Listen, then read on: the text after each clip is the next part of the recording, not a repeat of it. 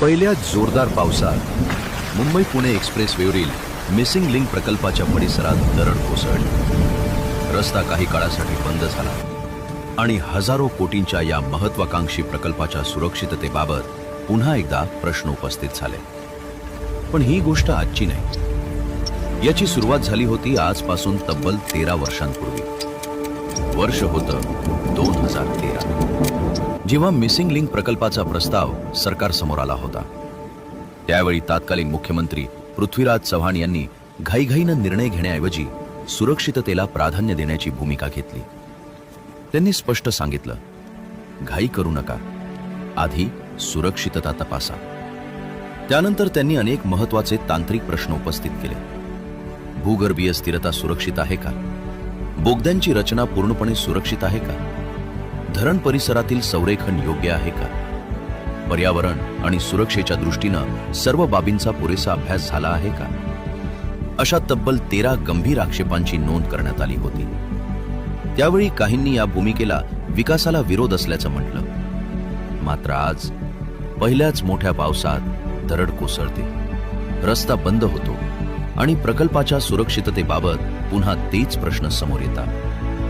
काही लोक टाळा मिळवण्यासाठी निर्णय घेतात, तर काही लोक टीका सहन करूनही भविष्यातील धोके टाळण्यासाठी कठोर प्रश्न विचारतात। 2013 मध्ये विचारलेले प्रश्न आजही उत्तरांची वाट पाहत उभे आहेत। मोठे उद्घाटन करणं सोपे असते, पण मोठा प्रकल्प सुरक्षित, सक्षम आणि टिकाऊ बनवणं हीच खरी नेतृत्वाची परीक्षा असते।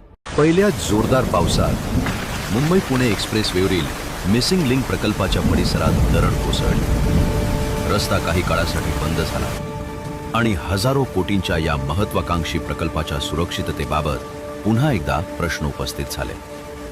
पण ही गोष्ट आजची नाही, याची सुरुवात झाली होती आजपासून तब्बल 13 वर्षांपूर्वी। वर्ष होतं 2013, जेव्हा मिसिंग लिंक प्रकल्पाचा प्रस्ताव सरकारसमोर आला होता।